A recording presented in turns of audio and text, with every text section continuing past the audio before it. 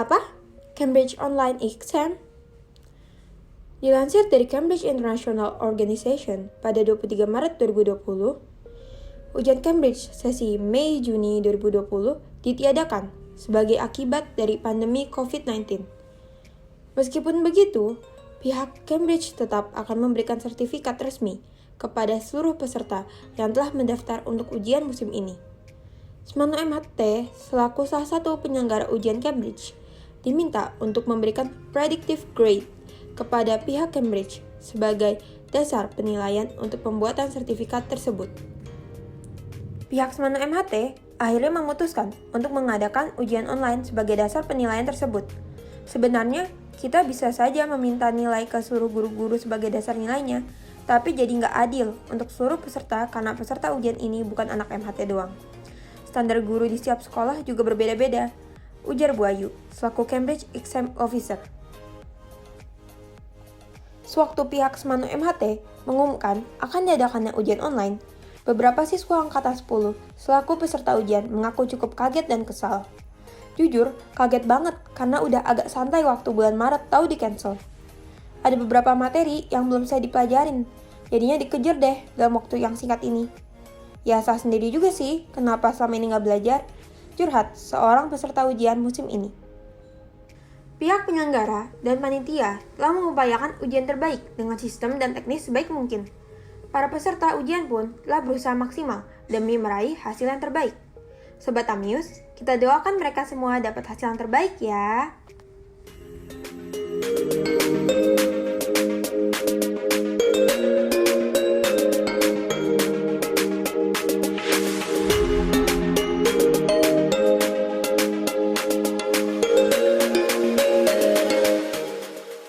Bagaimana tanggapanmu ujian Cambridge Mei-Juni ditiadakan?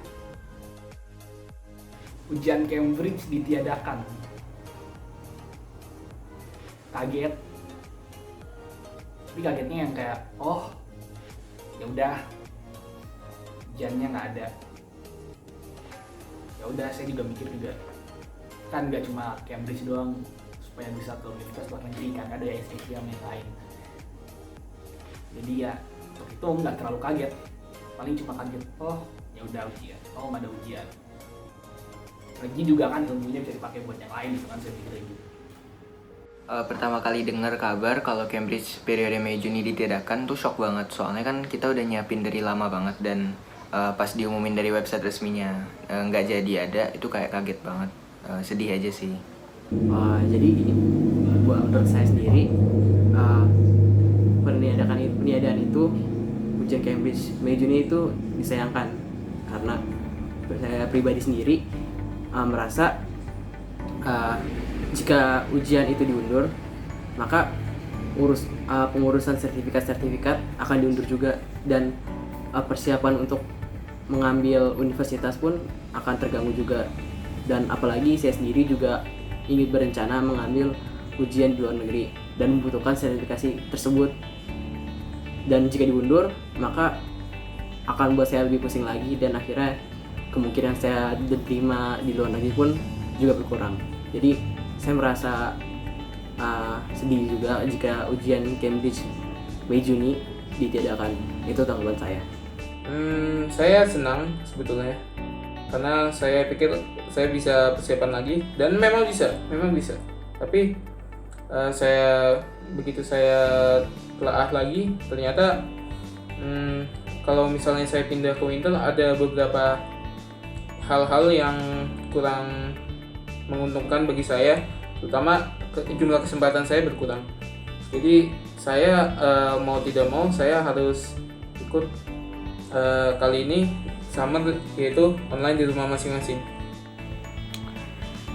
Pas ada pengumuman resmi dari Cambridge kalau misalkan Cambridge-nya itu di-cancel untuk periode Mei-Juni ini, awalnya kayak kaget sih, terus sedih juga karena kan jadi gak bisa ikut Cambridge secara langsung.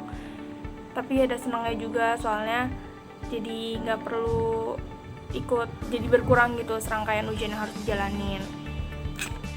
Jadi kalau misalkan Cambridge Summer kemarin gak diadain, awalnya gue juga mikir kayak gitu kan, kayak masa ada sih orang corona gini, gimana caranya gitu. Pas awal-awal kayak mendingan gak usah ada aja daripada ada, soalnya kalau ada juga kayak mepet banget kan. Emang mepet banget sih, tapi kalau misalkan nggak adain lebih baik mungkin bisa diundurin sampai winter, jadi lebih banyak belajarnya gitu. Bagaimana tanggapanmu Semandu MHT akan mengadakan ujian online Cambridge?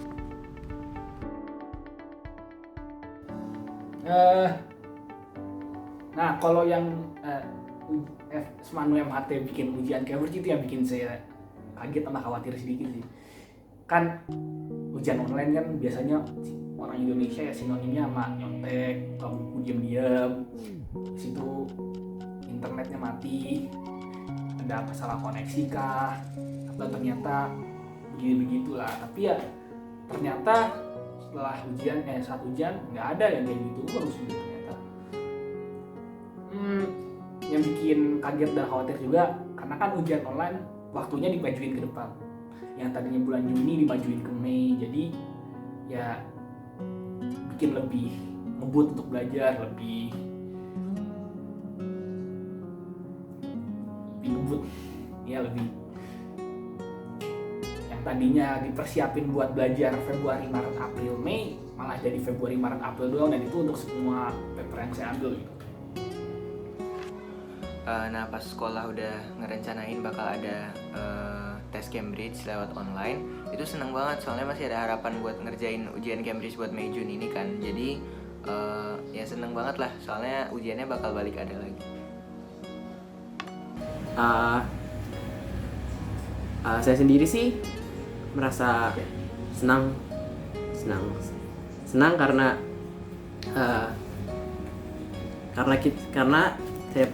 kita bisa mengambil ujian tersebut dan mendapatkan sertifikatnya juga. Karena jika diundur-undur pun tidak baik, karena lebih cepat kita mendapatkan hasil dari ujian tersebut, lebih cepat juga kita mendapatkan sertifikat dan memudahkan kita dalam mengurusi berkas-berkas, dalam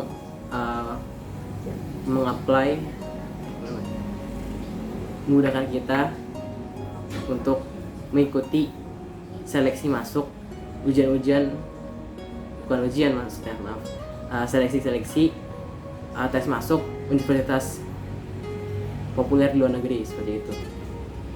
Itu makanya menurut saya mengadakan Cambridge online itu dan mendapatkan sertifikasinya itu menurut saya sangat bagus. Saya menyukai itu.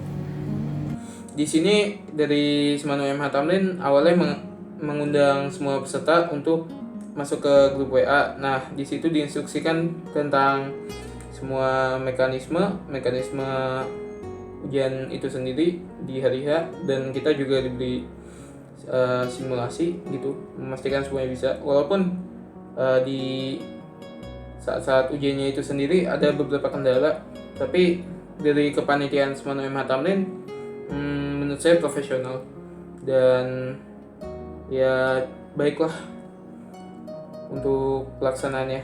Oke.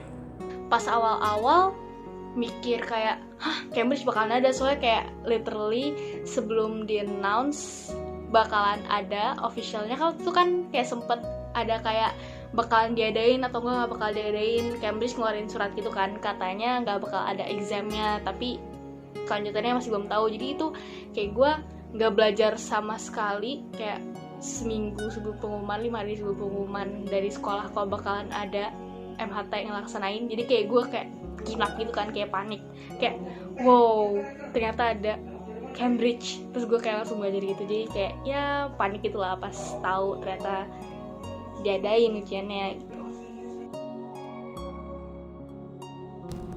Bagaimana persiapanmu mengambil 9 paper?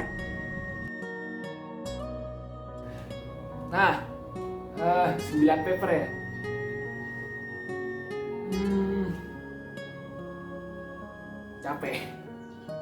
Capek.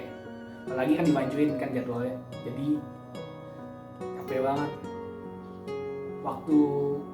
Saya waktu itu ngambil 9 paper karena waktu itu ada yang bilang saya gitu kan, waktu itu saya bingung mau ngambil ASA aja atau AS dua-duanya, tapi ada yang bilang waktu itu, Desyat ambil aja A level dua-duanya, kan AS-nya udah dipelajarin di semester 1, jadi pas semester 2 udah belajar A-nya aja. Dan bener sih, waktu hari-hari menuju ujian saya belajarnya kebanyakan A level, sedikit AS, paling AS cuma buat ingatin doang kan. Dan waktu ngerjain juga ada rasa bangga sedikit situ, kayak wah yang lain saya 9 paper sendiri gitu, aduh susah lagi. Tapi waktu ngerjain ada rasa bangga-bangganya gitu, jadi untuk ada semangatnya gitu. Jadi kayak Aisyah tuh ngambil 9 paper, lu pasti bisa. Ya gitu. Bagaimana persiapanmu mengambil subjek yang berbeda? Buat periode Mei Jun kali ini aku ngambil AS Fisik sama AS Further. Terus yang Further itu aku ngambil sendiri. Jadi nggak ada temen buat diajak diskusi. Terus emang materinya lebih susah kan dari materi matematik pada umumnya. Jadi ya agak susah, cuma alhamdulillah masih bisa dikejar. Ini agak personal buat saya, yaitu apa persiapan saya untuk mengambil subjek berbeda. Nah, subjek yang saya ambil adalah Computer Science. Computer Science itu ada saya dan teman saya, Faiza. Nah, dia awalnya ikut ngambil, tapi begitu tahu kalau bisa pindah, dia pindah ke Winter. Akhirnya gimana, saya sendiri. Nah, sebetulnya saya sendiri nggak ada masalah sih. Soalnya saya juga persiapannya mungkin bisa dibilang serius lah. Jadi begitu paper 1 saya ada satu subjek yang terlewat mungkin. Soalnya di pas paper sebelumnya tidak ada gitu. Untuk paper 2 saya bagus. Walaupun ada tentang subjek pseudocode. Nah, pseudocode ini harusnya saya bisa karena itu lebih gampang dari soal yang lebih susah, itu coding dalam bahasa pilihan kita. Saya milih Python. Nah, saya sendiri memang udah sering pakai Python ya, nggak sering sih, tapi udah beberapa kali. Tapi ya untuk pseudocode harusnya pseudocode itu untuk pemula gitu. Kita nggak usah hafalin sintaks atau aturan-aturan dalam bahasa pemrograman itu. Nah, tapi saya bermasalah dalam situ karena saya nggak benar-benar pelajari. Saya kira udah bisa, ternyata banyak yang tidak yakin. Akhirnya saya saat ujiannya, saat paper itu saya lihat appendix untuk beberapa pseudocode dari soal, dan itu sangat ngebantu buat saya gitu. Mungkin untuk kedepannya saya harus pelajari pseudocode lagi. Saya bakal retake sih, saya ingin ngambil A level Computer Science untuk winter kali ini. Jadi ya persiapan saya sebetulnya simpel aja sih, cuman baca past paper, lalu kalau nggak bisa ambil referensi dari coursebook. Pas Cambridge kemarin aku ngambil A level Math statistik, dan yang ngambil statistik 2 ini cuma aku doang.